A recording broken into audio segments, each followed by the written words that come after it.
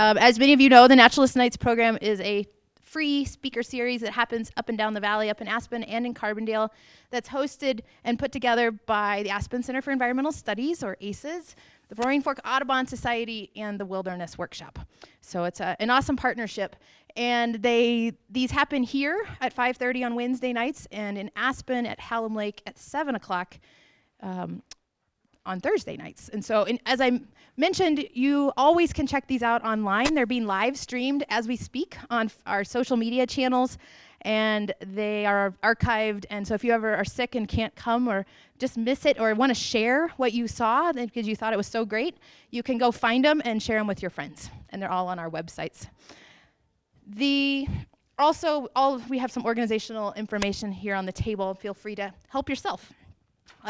All of this happens because of amazing sponsors. Some of the sponsors on this slide are actually in this room tonight, and I always say thank you to every one of you. And I always remind you to tell others that you know, who, if you frequent these businesses, to tell them thank you. It takes a village to make this kind of stuff happen, and there's quite a village that supports this work. Some of our sponsors give a little bit more money than others, and so our featured sponsor tonight is Craig Ward's Aspen Snowmass Sotheby's International Realty. So big shout out of thanks to him. As I mentioned, these are filmed, but also they get aired on GrassRoots TV throughout the year. So sometimes you might get surprised and see a Naturalist Night in July if you watch GrassRoots.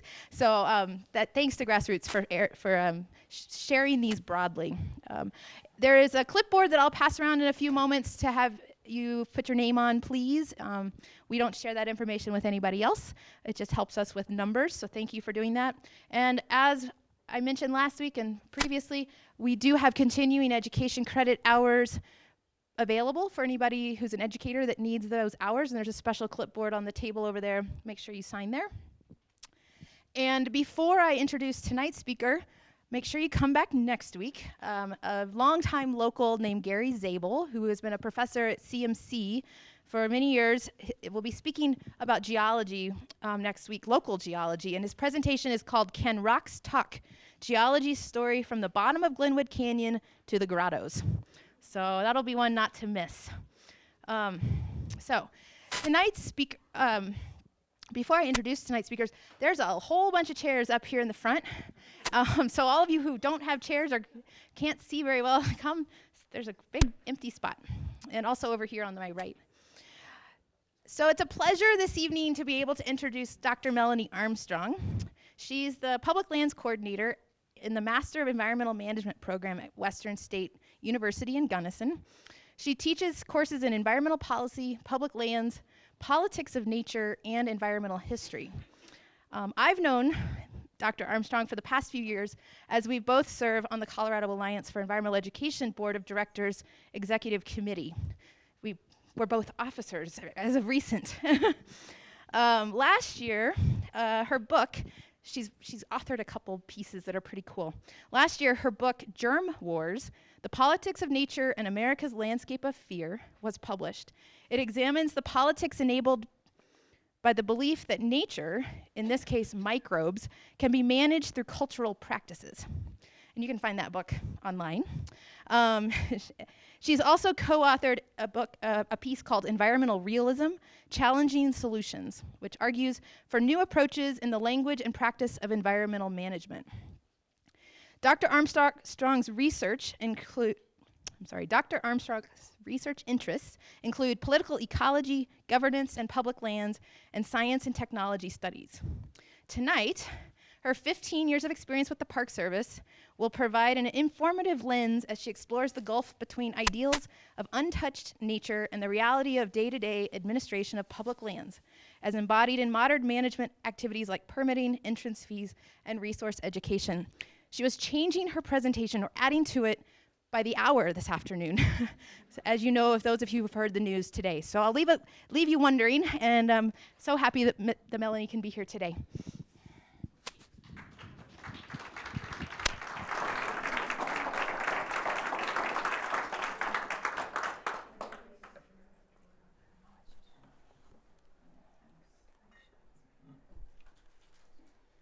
That's that. Cool. All right, I'll give a moment to make sure all the mics are working. Everyone can hear me. Very good. Forgive me too, because I am recovering from a cold enhanced by a drive over several mountain passes this afternoon. I can hardly hear myself speak. So please let me know if I'm too loud, too quiet, whatever I can adjust to. And know that my slides are mostly backdrop here, hopefully to keep things a little more interesting. But I'm going to explore a lot of ideas with you today, and I hope you'll be patient and excited and eager to explore those with me. And I look forward to talking with you after and hearing some of your response and thoughts in reaction to that. So I'm coming to you today from a slightly new position for me. Academically, as you heard in my introduction, I'm an environmental historian and a political ecologist. So I look at the history of our cultural relationships with nature in order to understand something more about who we are today and what shapes our relationships in the present. So I look at geology and biology. As Sarah mentioned, I recently came out with a book about microbiology, in particular how our relationship with microbes has sort of shaped the world that we live in today. But I also look at the social systems in which we live our everyday lives as they shape the material environmental world around us. And so I like to play at that intersection between that which is cultural and that what is natural, and really push those together and pull them apart and see what happens in that conversation. On the other hand, I also spent 15 years working as a park ranger with the National Park Service. And in that career, I had a whole different perspective on what it means to be an environmental manager.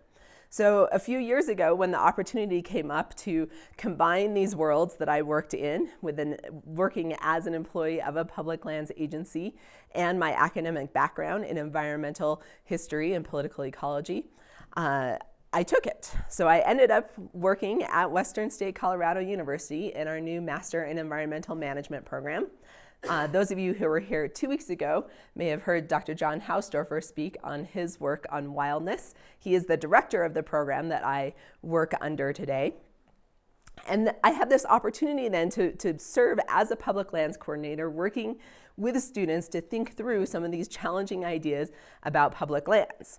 And my hope is that in that work, I can bring together those big questions along with some practical ideas and thoughts that these young folks who are going out to pursue careers in environmental management will take with them in order to be better prepared to address some real public lands management challenges that they'll be facing in the near future.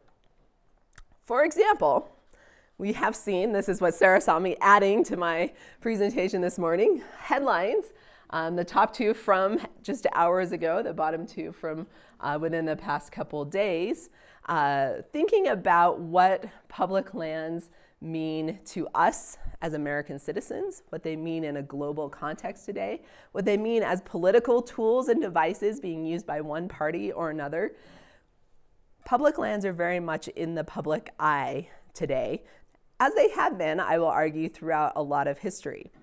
But I have the opportunity then, I think, to bridge this world where I've worked in public lands into the contemporary moment and offer some thought and reflection. And that's what I hope to do today.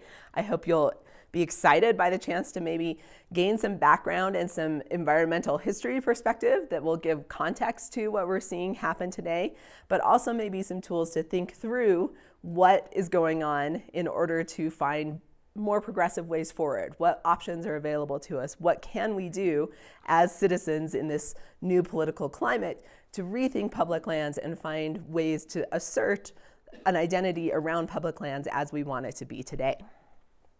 So I'm going to start this journey back when I was working as an interpreter, an interpretive park ranger at Canyonlands National Park. It's September 30th, 2013. I'm working in the Island in the Sky district of Canyonlands, and for about 3 days, there's been a lot of talk in the media about a potential government shutdown. There's a funding crisis at hand. Obamacare is being debated, about the funding of Obamacare is being debated in Congress, in both houses of Congress. And it seems more and more likely that there's not going to be a resolution between the two political parties and the president in order to get a budget on the table for the start of the new fiscal year on October 1st. Now, here's the thing. It is actually illegal for an employee of the federal government to spend any time preparing to not work. You can't go to work on September 27th and say, okay, if a government shutdown is going to happen, what are we going to do?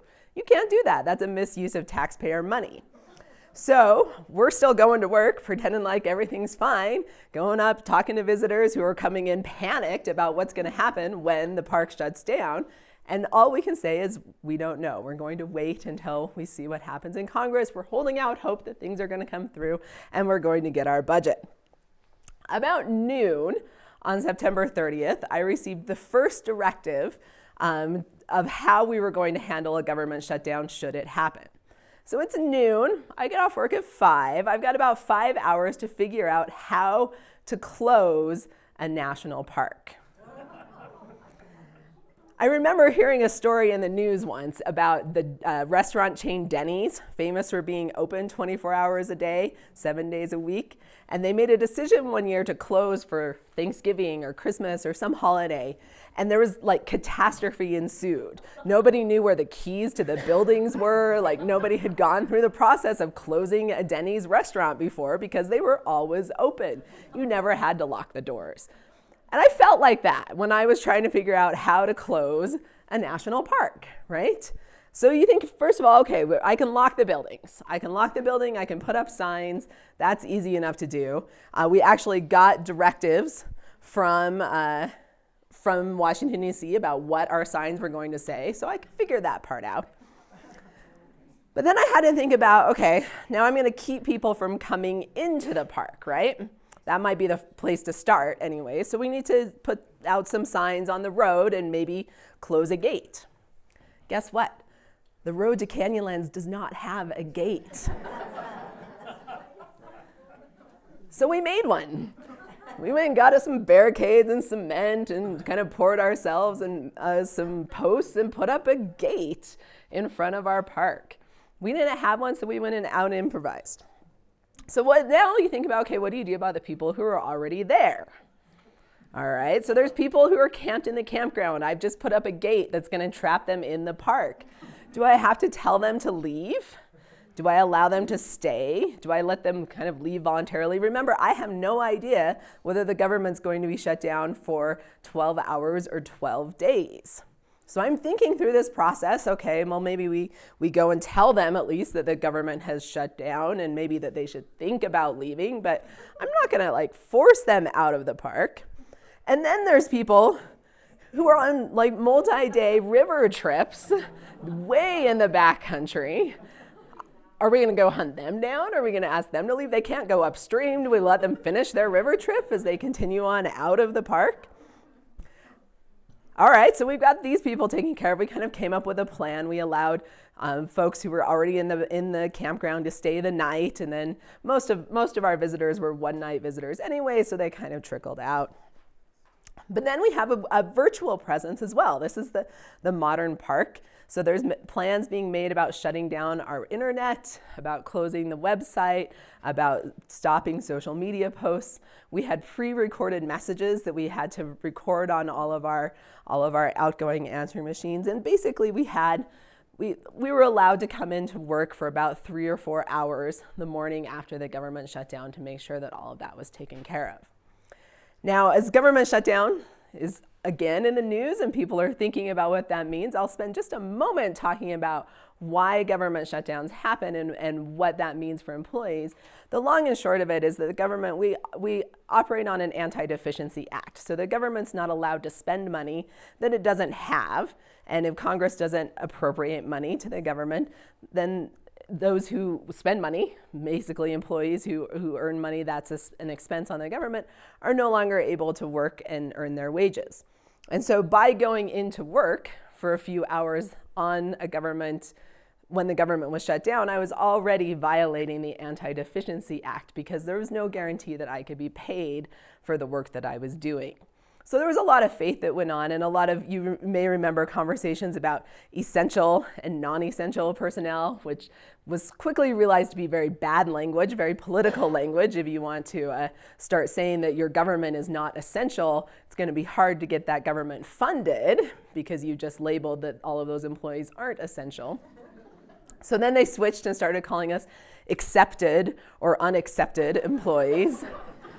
So I was one of the unaccepted ones. I had a few hours to work and get my work done, and then basically I had to go back and sit in my residence. Now at the time, I lived inside the boundaries of Canyonlands National Park. So my house is now in a federally closed area. I had to go around that barricade. Where did my barricade go, right? I had to go around this barricade in order to get into my house when I wanted to go home at night. And there's all sorts of new stipulations that are being put upon us as residents. In Canyonlands, because we were a pretty small community, it was pretty informal, but some of the larger parks, for example, actually sent the people who lived in the park strict regulations about, say, walking your dog. If the general public is not allowed to recreate in a federal public land, you as an employee should not be allowed to recreate in a federal public land. And perhaps walking your dog, it counts as recreation. So there were strict regulations. You could only walk for a half mile. It had to be on one of the main park roads. You weren't allowed to go off on any other trails, all in defining what it meant to have this public lands space closed. That became important in this conversation about public lands. And then, of course, I was kept on call. For the length of the shutdown, I had to call in the morning. You could watch the news and figure out pretty much what was going on, but if you didn't have the news, there was a hotline where you could call in, and our deputy superintendent would record a message every morning saying, the shutdown has continued, you are not required to report to work today, please check again tomorrow, with the expectation that we would come back to work within about 12 hours of being notified that the government was resuming operations. Now, as a side note, as it happens, I was working in Utah, where the state actually ended up paying to open the Utah parks early. So we ended up sort of scrambling back to work even when the national news was still in lockdown over the shutdown. So a little different circumstances in Utah where I was working at the time. But all in all, basically the government sits on hold and we wait. We sat in our quiet housing area, which was normally very quiet, but somehow seemed even more quiet when the rest of the park was shut down. And you may remember some public controversy surrounding the events of the government shutdown as well. Remember the closing of the memorials on the National Mall, and they actually drew a great deal of attention when an honor flight from Mississippi came to visit the World War II memorial. And there was a confrontation when it appeared that those veterans who had flown to see the memorial would not be allowed to actually visit the memorial. As it turned out, there was a debate, or they were allowed to enter as an exercise of their First Amendment rights, but the general public was still prevented from entering that site. Pardon a little bit of hand gesture in the next image, but there were weddings that were canceled, caused a lot of upset. People whose plans were foiled by not being able to hold their wedding where they wanted it to be. That got a lot of media attention. And we also saw a number of acts of civil disobedience, where people chose to express their First Amendment rights by climbing over barricades at Zion National Park and other places in order to force entry onto their public lands. And the conversation about loss of tourism revenue also became very hot in the public debate. This is what led to the opening of the Utah parks early, and some other parks, Grand Canyon, I believe, and others, were about access to tourist revenue. The government was shut down for 17 days during October, which is the height of the backcountry travel season in Moab and southern Utah, in those parks where I was working. And so loss of revenue became a big concern, that people would, rather than going to the Grand Canyon, they would go to Las Vegas or other places where they could access their activities. So in the midst of all of this media hubbub, all of the people climbing over and protesting and trying to access their public lands, one image in all of this really caught my attention. You can imagine I had a lot of time sitting at home watching the news, so I was paying attention to this. And this image is the one that has stuck with me for years since that, the shutdown. And as I've transitioned into my academic role, is one that I find myself coming back to and rethinking with my students and wanting to understand what feelings are being expressed in this image, what it is about our identity as Americans, about our relationship with our public lands that comes out in these words. So this image is at Olympic National Park, and it was published in a newspaper there. And essentially the same thing as we saw at Canyonlands, right? Like here are the little signs saying the government, the national park is closed following the standard letterhead. And then someone has come along and scrawled on the temporary barricade put in place there at Olympic the words, "Nature should be free." Nature should be free. What does that mean? What was this person who was responding in some way to this really heated political moment?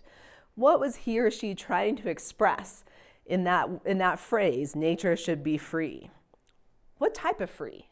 Are we talking about economic free, like it shouldn't cost anything? Or are we talking about free as in it should be open to everyone? Or free as it should not be contained or bound in? What assumptions do we carry about nature and freedom? Why do we presume that public lands should be free?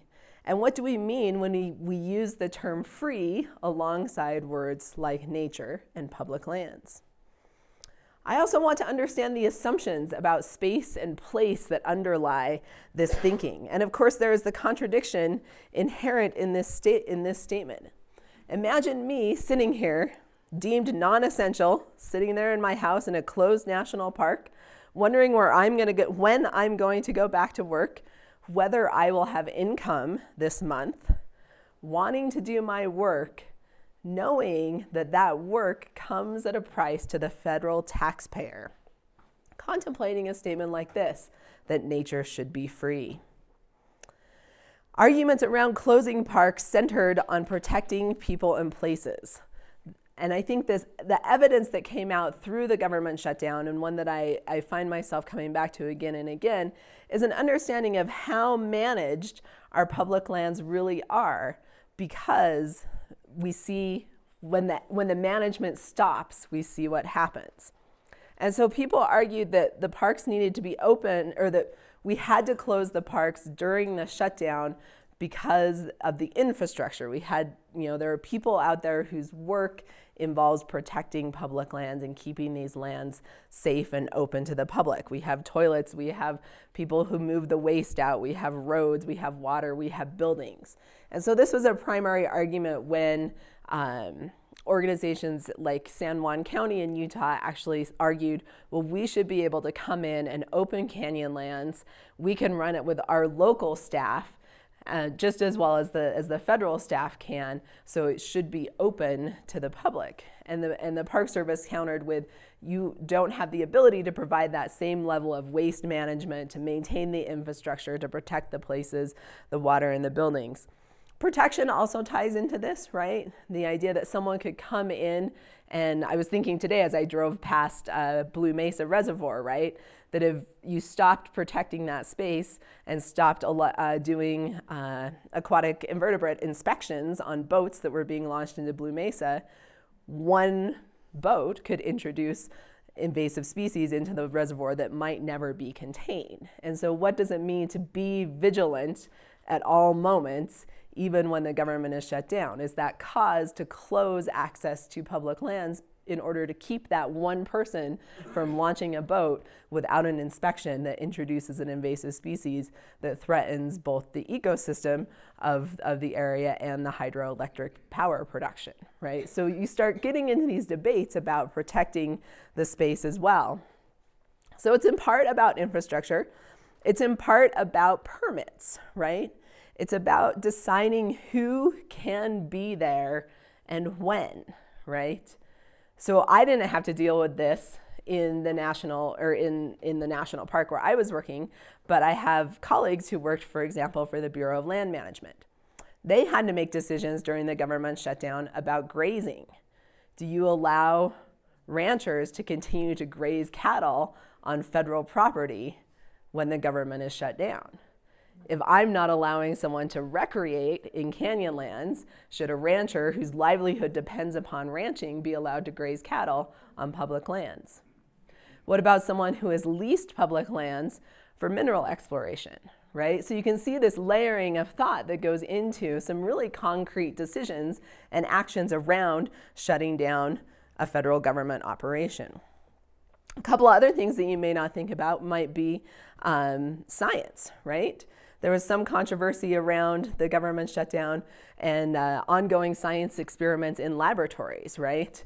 The CDC, were they allowed to come in? Was it deemed essential work to go in and continue feeding mice that were part of a multi-year experiment on a health issue, right?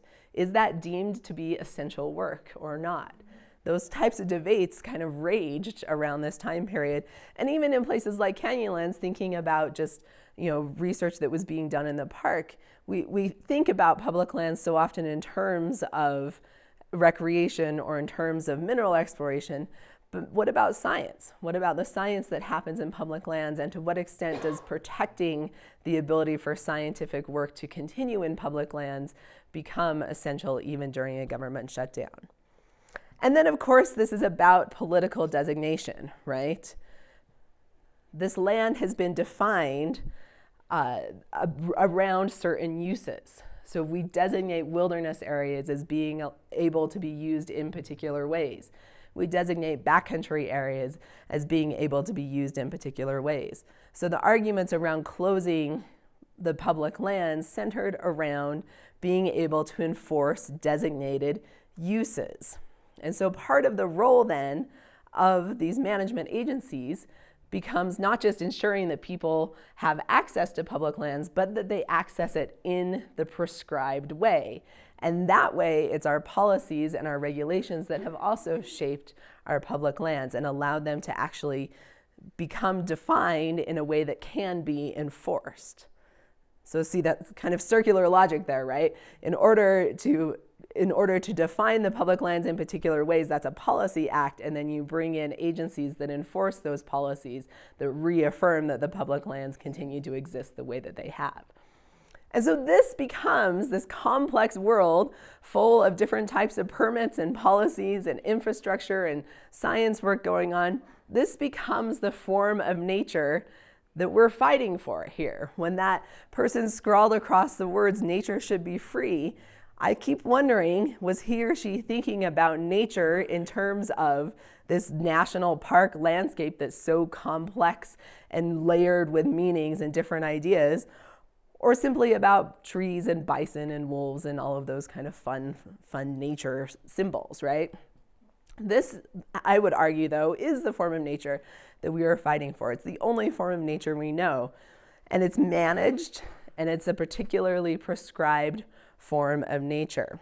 And the shutdown, I think, exposed to us in 2013 in a new way exactly how managed our public lands are.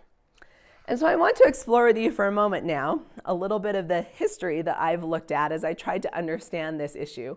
And then I'm going to go back and put it in the context of this word free and its kind of two meanings around freedom and value. So as a historian, I went and grabbed my historical toolbox and began studying the different ways that people had thought about nature and freedom and the environmental management state. And I learned a lot from other historians along the way, but I also started at a place that I came from in my own life and my own experience in public lands. I worked for many years in Yellowstone National Park, where we tell often a very famous story And the story has to do with one of the early expeditions to Yellowstone. And they're traveling, it's the 1870s, they're traveling around Yellowstone, really amazed by what they'd been seeing in this place. You see geysers shooting out of the ground, sort of geologic marvels, this crazy new landscape. And the story goes that they were kind of concluding their expedition in a place where two rivers come together and form the Madison River, which heads out of what is now Yellowstone National Park. And the story is that they were sitting at the base of a tall mountain at the fork of these two rivers, gathered around a campfire, reflecting and marveling on the experience that they had had in this really beautiful, spectacular landscape. And as they sat there around the fire, the story goes, they actually pondered aloud to each other about this place and what it could be. And they thought, wouldn't it be great if we could protect this place and turn it into a park, a place that everyone could come and enjoy and experience what we have experienced here.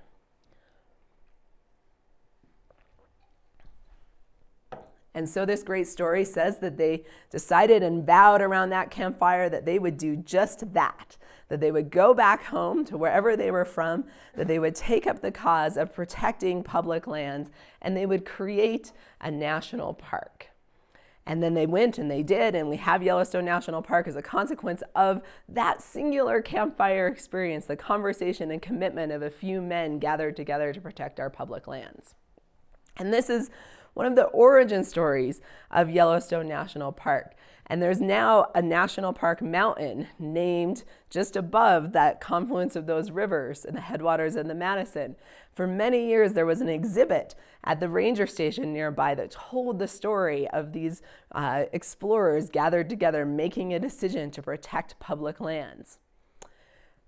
Yellowstone historian Lee Whittlesey has done a lot of research on this and has actually shown that that campfire conversation most likely never took place, and that people came in decades later, 30 or 40 years later, and started telling this story as if it had happened that way.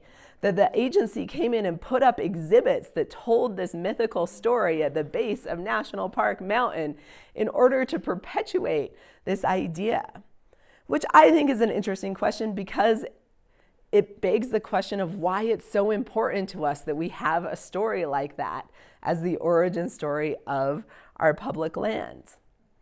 Yellowstone is a spectacular place worthy of protection. I love to tell people that when Yellowstone was created as a national park, if you go look at the originating legislation, it says that hereby the land at the headwaters of the Yellowstone will be preserved and set aside as a public park and pleasuring ground for the benefit and enjoyment of the people. It is called the National Park Act, as if there would only ever be one national park. It is not called the Yellowstone National Park Act. It is called the National Park Act. And it was used to create what people thought would be the first, but actually proved to be a wave of national parks, of which we have more than 400 units of the national park system today. But that movement that began was probably as political as anything, probably not originated around some well-meaning ideal, but still valuable and still an important lesson for us to think about as we look at our history. So we cling to this myth of Yellowstone as part of our identity, but we have a history that tells a fundamentally different story. One of my favorite environmental historians wrote about the U.S. environmental management state. This man's name is Adam Rome, and he argues that the history of the United States has been almost entirely a history of environmental management. That if the United States did not have this vast expanse of land to manage, our government would look different than it does today. That's an idea that I want to chew on, I want to play on, because I think it really gets at something. I also love this quote from Randall Wilson's book, America's Public Lands. And he asked this, which I think is a very provocative question. Just how is it that a country more committed to commercial enterprise than any other in the world, and in which private property stands as one of the most cherished national values, chose to set aside almost 1/3 of its land as federally managed public lands? Isn't that a great question? We are a commercial society. We are committed to making money in our society, and yet we have this public lands ethic as well. And that seems like such a contradiction, and maybe even more so in our current political climate. It seems like such a contradiction. But maybe there's something in our history that can help us to understand that. And Wilson breaks it down into 3 phases that I think are quite compelling. He talks about a time when we were focused as a nation on building the commons. He argues that we've always been a land with the commons, that it wasn't just Yellowstone that first started the idea of a commons. And then we moved into a phase where we actually worked really hard to get rid of that commons, and then gradually shifted into more of a permanent retention. So playing a little bit more on what he actually showed. So here you can see a map of major acquisitions of territory. The Louisiana Purchase, Texas, Mexican, Oregon, all came about as ways to build and expand upon the colonies through purchase in some cases, through war in many cases. And through this whole process, the federal government spent years buying and gaining land. So the federal government became really committed to building land and possessing land and growing the country through the acquisition of land. And in so doing, there had to be some very particular ideas about what that land was like. The land had to be pristine. It had to be untouched. We had to ignore the current occupants of that land in order to feel good about acquisitioning it into our territories. So we went through this phase of building the commons. And so for a long time, the US had mostly land. It was a poor country with a lot of land. And so when we needed money, whether it was money to go to war, money to create states, money to build our Federal Reserve, the easiest way for us to do that as a nation, as a federal government, was to sell off land. And so once that commons was built, the federal government shifted into a nature as commodity thinking and began selling off that land. And it didn't matter that it went for pretty cheap in those days because it provided a steady stream of income to the federal coffers at a time when the government had nothing else to generate revenue. And so we went into this period of disposing of the commons into private property. And we saw this in acts, the series of Homestead Acts, other acts encouraging westward migration and settlement. This served a couple other purposes as well.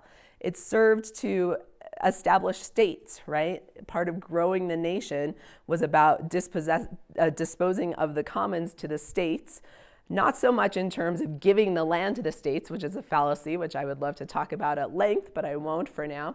The land was never given to the states except for those small parcels that were given as part of the school trust lands, which were given to states and states still possess. But the land was given to settlers, and it was sold to settlers at a way that would generate revenue for the federal treasury and would put people out there to form cities, to form communities, to become states. And so all of this work was using the commons to actually grow the nation. And that was very deliberate.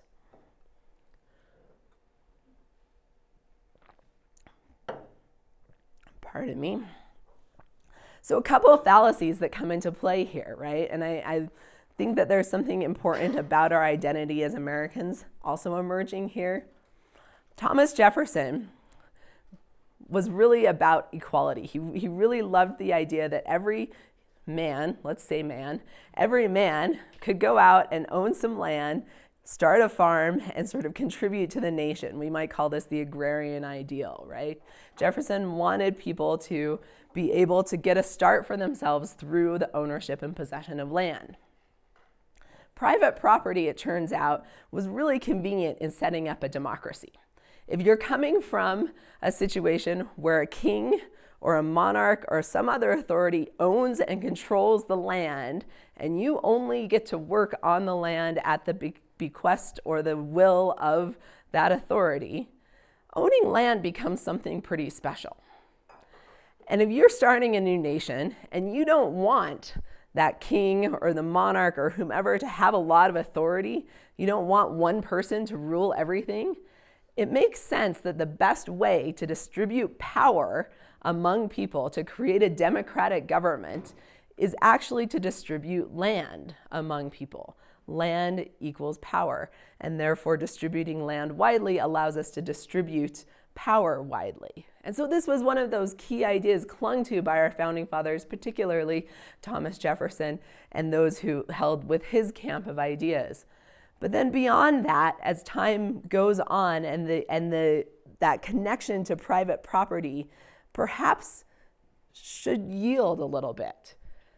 I think that we cling to that still as such a strong identity as who we are as Americans. And in that we assume that private property rights supersede the rights of the government to manage land.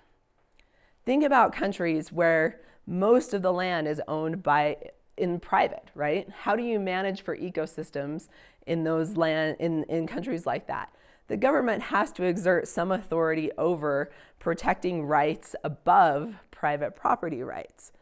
So why is it that we bind ourselves within this country to the idea that private property rights supersede the rights of all citizens to health, to clean air, to clean water, to recreational values, to access to nature? There are plenty of other models in this country and beyond that show that a government could still say, you as a private property owner have to follow these regulations, that you as a private property owner have to respect these things in order to look out for the good of all citizens, which is what governments set out to do. And so this idea that the private property and the dispersal of the commons is the only way forward for this nation, I think binds us. It limits our ability to think about what we actually want the government to be.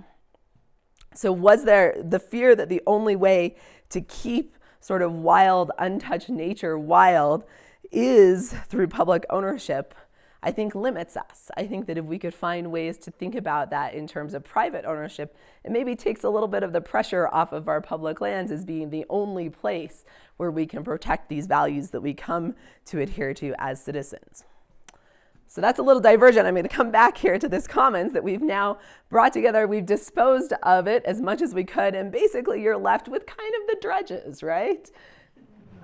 People like Yellowstone now, but back in the day, Yellowstone's about 9,000 feet above sea level. It's under snow for 9 months out of the year, and there's these crazy hot springs that come out of the ground through really acidic soil. It's really only good for growing lodgepole pine trees.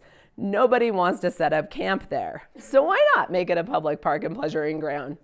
No one else is doing anything else with it, right? And so you see this sort of the leftovers of the commons that are left behind and left to be done with whatever the government wants to do. And so you see in the history of the Homestead Act, right, as it moves further west, suddenly instead of giving people small parcels of land, they're giving them bigger and bigger parcels of land because really there's not much you can do to ranch or farm or maintain a landscape that's in these smaller parcels in Arizona. And so eventually the government is just left with the land they couldn't get rid of. And that becomes the commons that we know of today and think about as public lands. But it's already a problematic landscape because it's been cut up and divided and the good parts have been taken away and the stuff that people think they can make money off of has already been taken away. And you're left with kind of an unwanted landscape that's divided up in chunks. You can't really manage it well for ecosystems because it's not well connected. You can't manage it well for making money because all of those money-making parts have already been taken. And so the government's left in kind of a bind. It's supposed to make money off of its commons. That's what it's always served the purpose for. And yet now it's left with land that it's not successful in making money off of. And so Wilson argues that this is what we're left with today. We're left in this new period where the federal government's trying to figure out its role as a land manager of this commons that it really doesn't know what to do with. So we're going to back this up around now then and look at what this means in this question about managing public lands and nature should be free. And remember, just one more glimmer to take away from this then is this idea of commodity thinking, right? In order to get people out there on the land and settle it and farm it and produce out of it, we transformed nature from pristine wild nature into nature as commodity, nature that's something that had value that could be bought and sold, traded on the marketplace. And this is a very different way of thinking about public lands and bringing into this conversation about what nature should and should not be. All right, so nature should be free.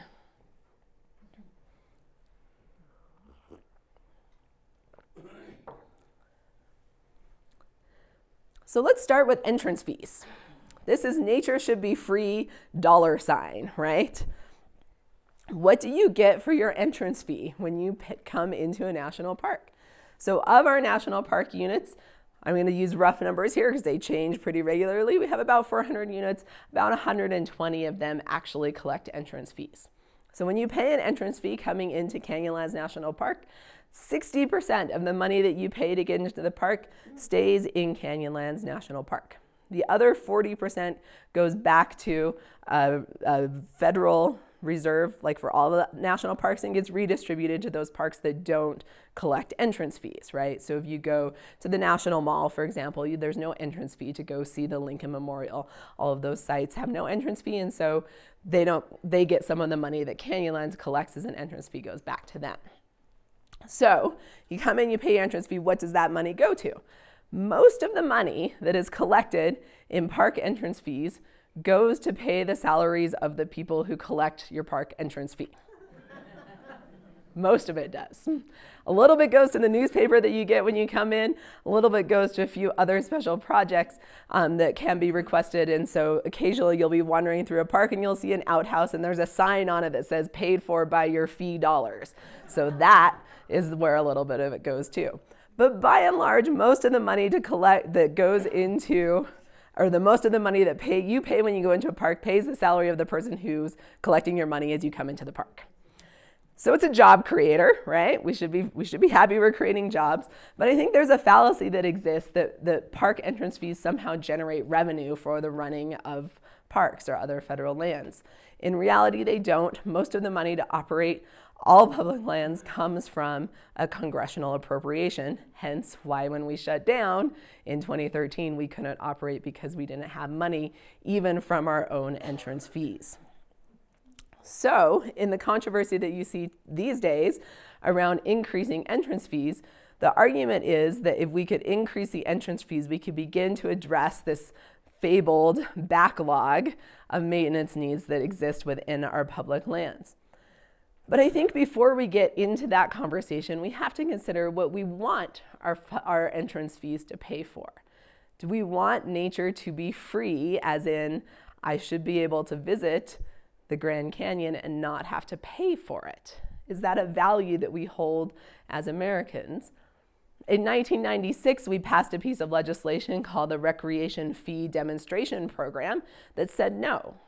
That said we want those who actually go to visit the Grand Canyon to pay more than those who don't go to visit the Grand Canyon. And so that's when we first started including entrance fees into our parks in a way that would allow some of that money to stay in the park, some of it to go back, and actually began to manage federal entrance fees on that kind of level where you were dealing with congressional designation of what parks should or should not pay. So then you can raise the question of should users of public lands pay the actual cost of running our public lands infrastructure. Now bear in mind that it doesn't begin to equate. What we currently pay would not begin to cover the cost of operating our public lands, and that there are all sorts of Forest Service areas out there and BLM areas and Fish and Wildlife areas that don't collect entrance fees at all, that are paid for almost entirely out of congressional appropriation. I have a family member who works for the Bureau of Land Management who likes to remind me that the BLM is the only federal agency that actually gives more money back to the government than it receives, and that is through its leasing of oil and gas and other minerals. And so most land management agencies are running at a cost to the US taxpayer. They're not making the money through their entrance fees. So if we charge an entrance fee, if we increase it to the users, what values does that tick on for you? What values come into play, right? Should Yellowstone National Park exist whether I go there or not? Should it be protected for its scenic values, for its wildness values, for its scientific values, for its historic values? Should it exist whether I go there or not is a question that comes down to money. Should we be paying as a nation to fund those national parks whether we go there or not? Or should the bulk of that cost fall upon those who actually visit the parks? Should a national park be free? Can public lands be unmanaged with no protection, right? That would be another option. We could not charge an entrance fee and we could not provide services, right? When Yellowstone was created in 1872, they sat down and they drew a square line on a map and said, here's the park. And they asked so-and-so over there, would you volunteer to be the superintendent? And they brought in a volunteer superintendent and had lines on a map for many years before it became popular enough that they actually literally sent in the US Cavalry to protect the park because there were no park rangers, there was no one else around to protect it. There were no laws saying what you could and couldn't do in the park. And so gradually the military came in, and then the Park Service was created in 1916, and there became more funding for parks. But it was a gradual process that we began to realize that if we wanted to protect these places, there had to be money behind it. But maybe it doesn't need to be. Could lines on a map exist without protection? So that's nature should be free with our entrance fees. What about nature should be free with permitting and access? Part of the logic behind the proposed $70 fee increase in 17 of our major national parks is to limit use.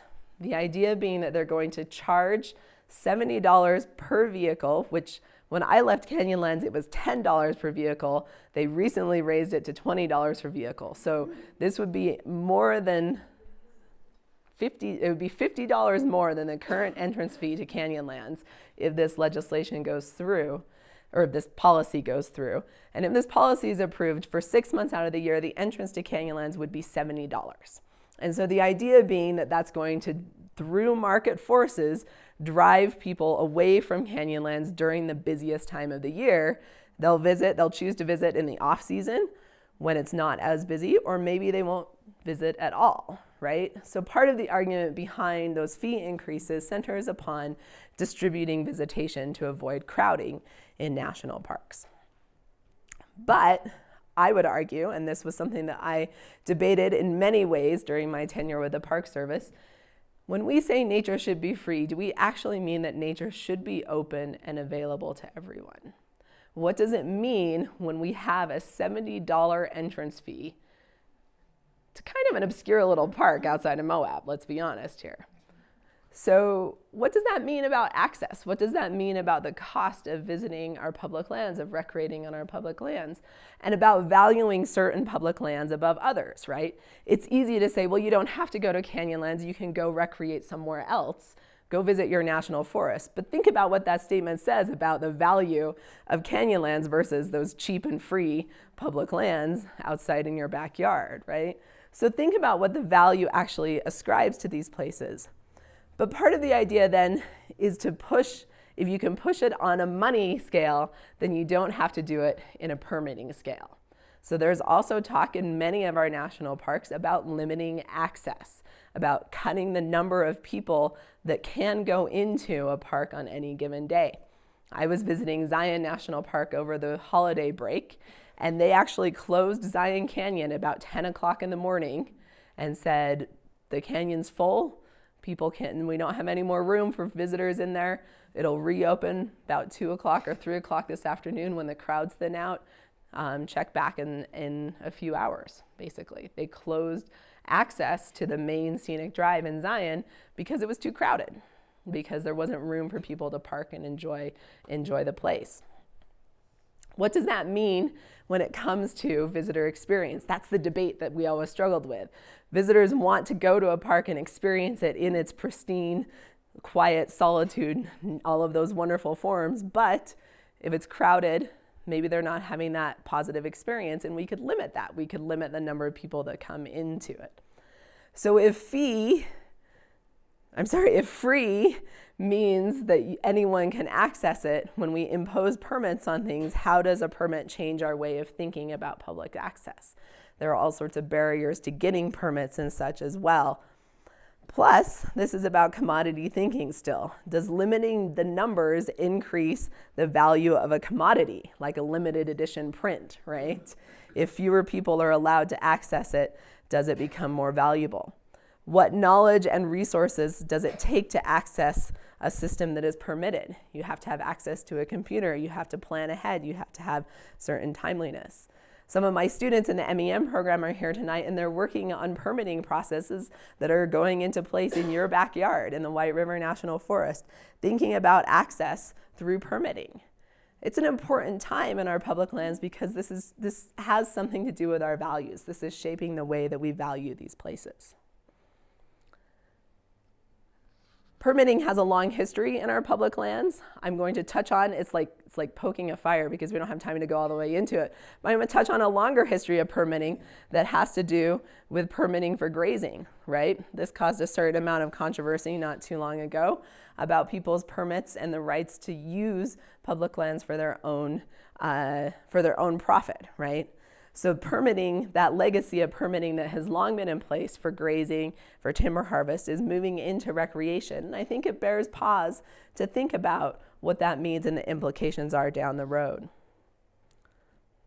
All right, so here we are. Grand Canyon's closed.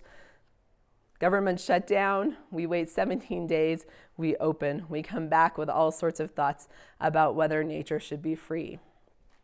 I want to end with another provocation from a year ago now, thinking about the role of government in managing places and what we value in our government employees.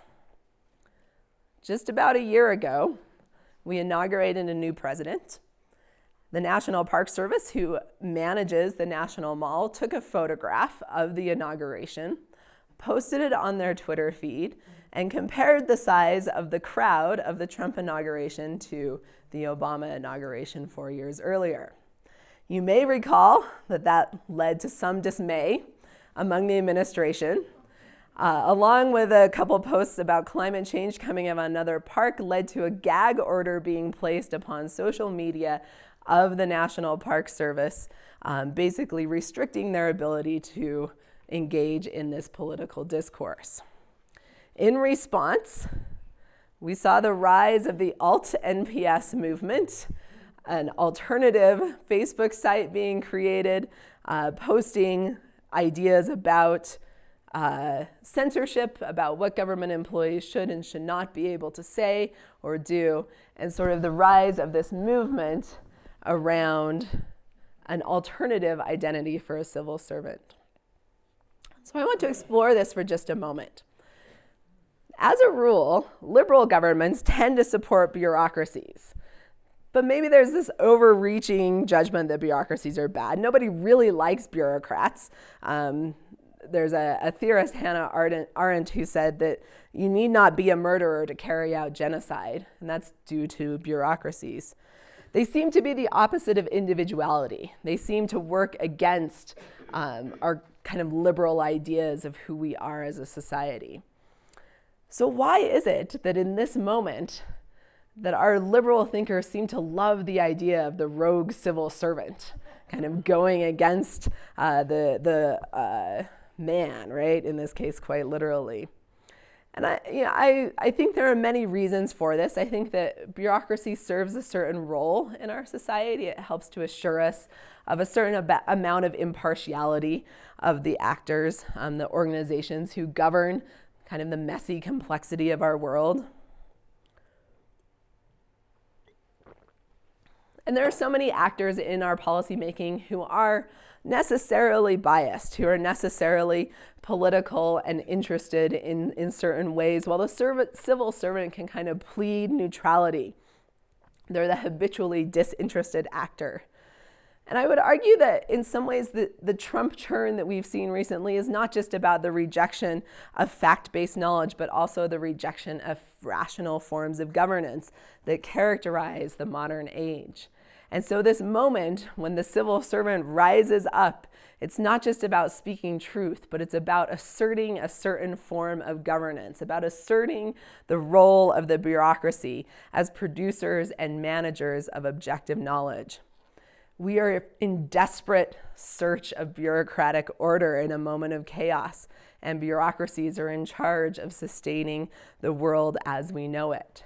So I would argue that this moment that we saw a year ago was in part about the love of the park ranger, which is awesome. I love park rangers. But it's also about assuring ourselves that we have democratic order, that there are people out there like the park ranger who are looking out for normalcy, that are looking out for stability, that are looking out and regulating truth and knowledge and all of those things.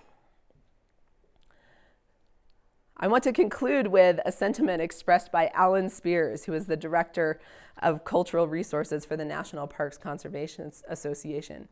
He wrote a column arguing against a famous statement that you've probably heard by Wallace Stegner, who referred to national parks as America's best idea. And he wrote this column and he said, "I think it would be fair to say that America's national parks mean a great deal to me, but parks are not America's best idea.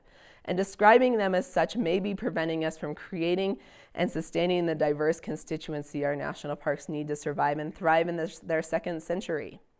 As an African American, I will tell you that national parks don't crack the top 10 list of best ideas.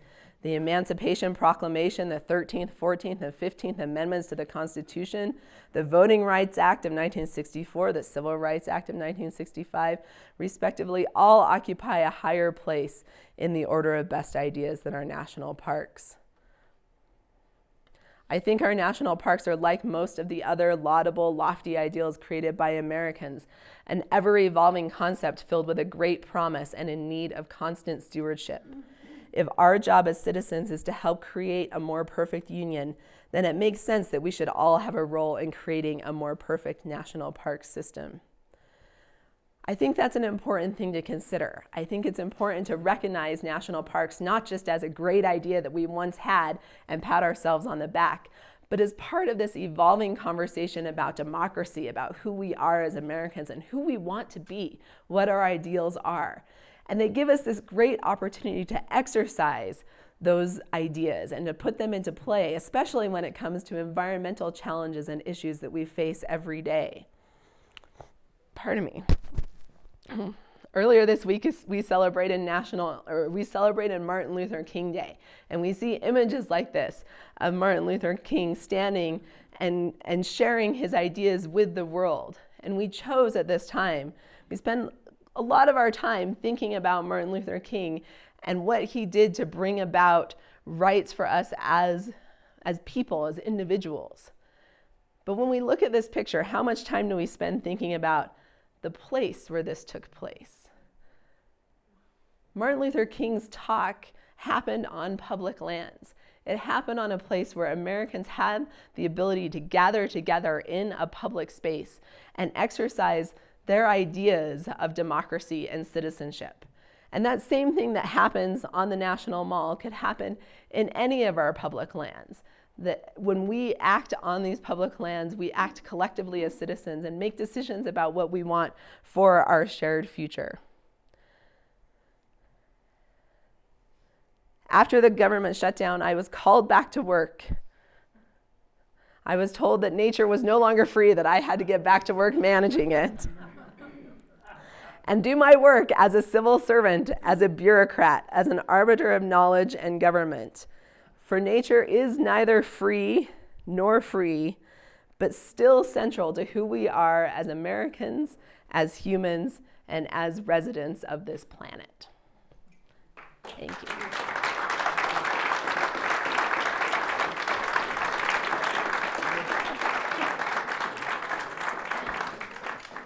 So we can have some questions and dialogue here. I'll pass around this microphone so that we can record your questions for GrassRoots TV. So if anybody wants to be brave, that was an awesome presentation.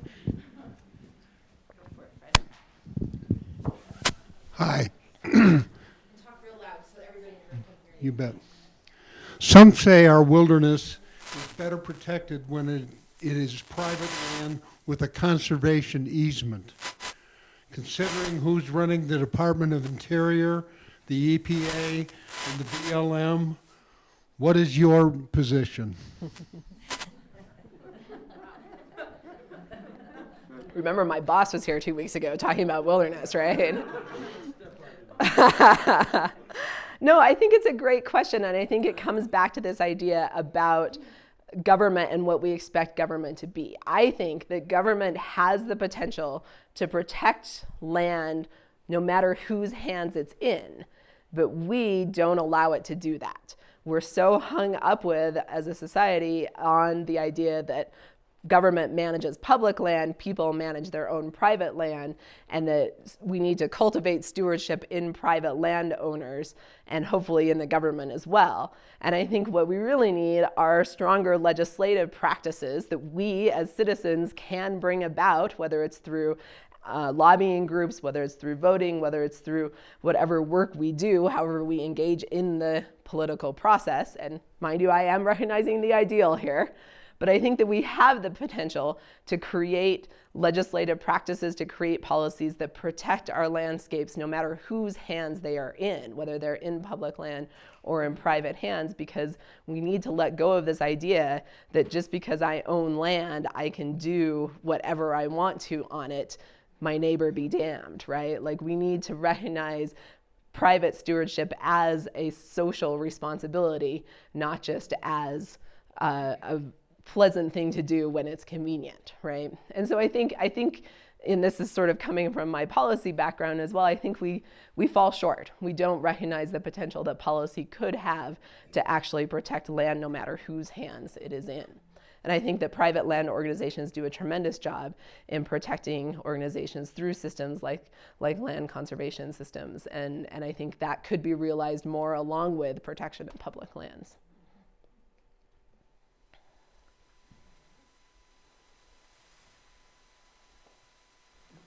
I give you lots of provocative ideas. Come on.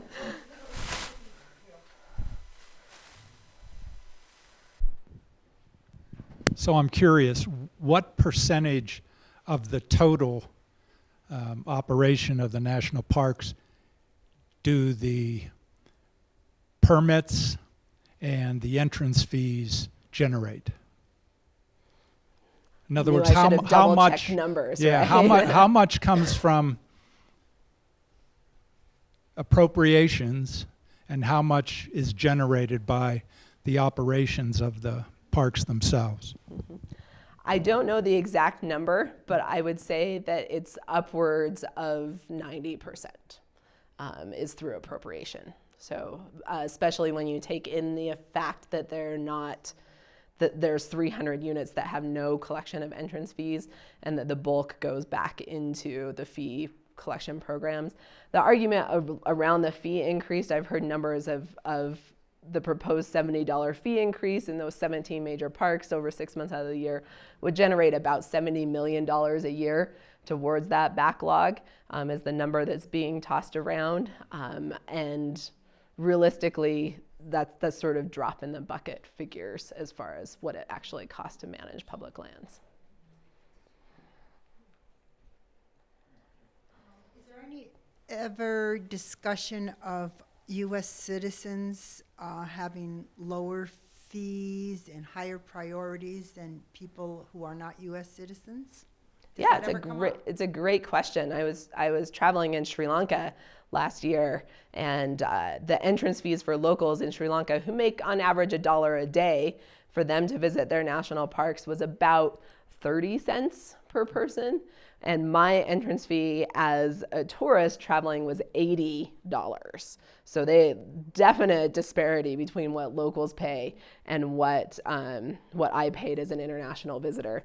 And I think to some extent the logic that follows here, right, is that those who pay taxes, right, so I pay money in taxes that then comes back to parks and forests and BLM as a federal appropriation. Therefore, should my entrance fee be less than others who pay entrances into the park internationally who don't pay taxes? I think the two arguments that I hear most frequently associated with this are that those international visitors are giving above and beyond through tourism dollars, right? So they're paying the bed tax. What's your bed tax in Carbondale? Do you know? Anyone know? Somebody in this room that does. It's about 11% in Glenwood. All right. So yeah, that I hear 11 to probably 10 to 15% in most places is your kind of your bed tax. And so that money, the international visitors who are coming are more likely to be staying in hotels, eating in restaurants, like all of that revenue is generated. But yeah, so the argument that you primarily hear is that internationally they pay it through those taxes, but you're exactly right. Locals who are traveling would pay it as well. And then the other argument that accompanies that generally falls upon, pardon me, it falls upon that equity clause, that if international visitors should have the same right and access to sort of natural wonders. There's a strong ethic within the National Park Service in particular that these aren't America's parks, that these belong to the world, that anyone should be able to come and visit and see these parks.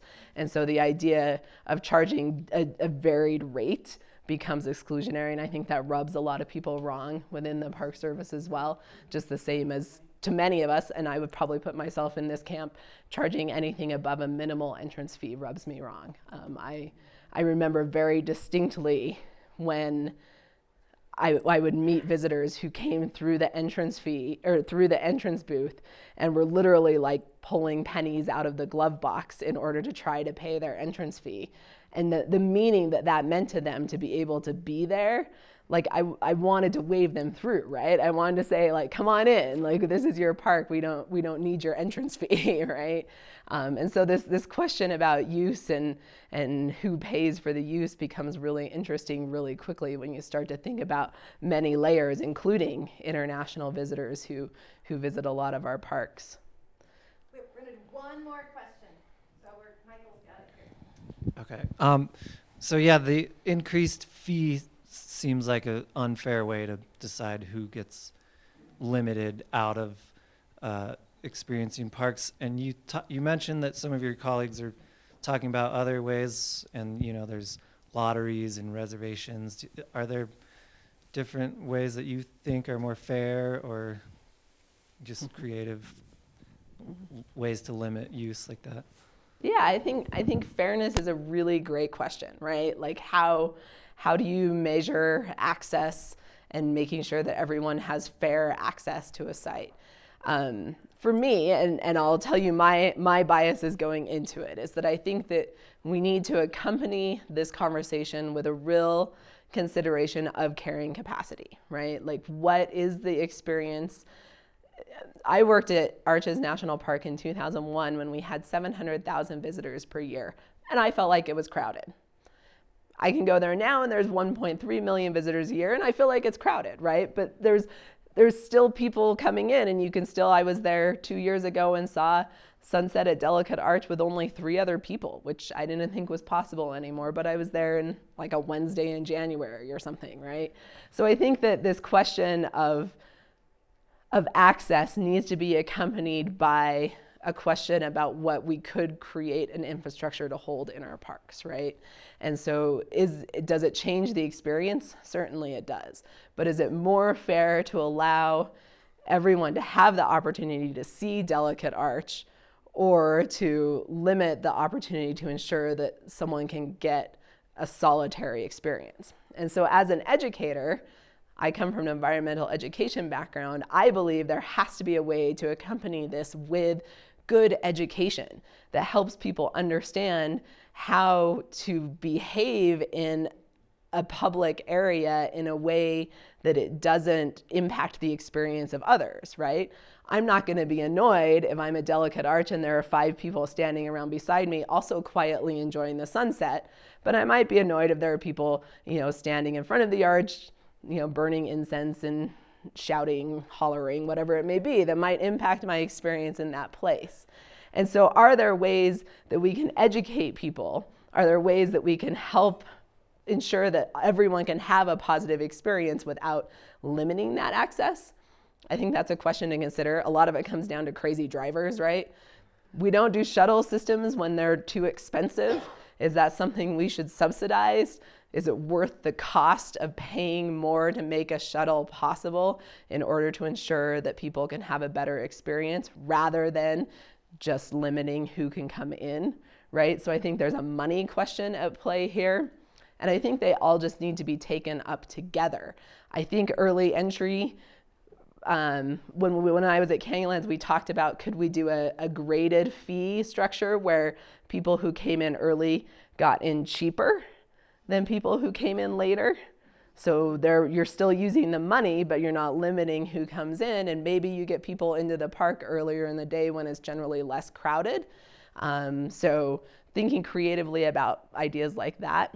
And I think that our superintendents and our park managers out there are doing that. I think that they really are, and they're holding public processes, and they're, you know, in Moab right now, they're having a public comment period on their traffic congestion plan right now, where they're listening to businesses, they're listening to locals. They want to hear that perfect solution that's out there so that they can come up with a new way forward. I think it's just a really hard one, and I think they haven't found it quite yet. And I think no one likes it coming from the federal level and being imposed on them. So, thank you.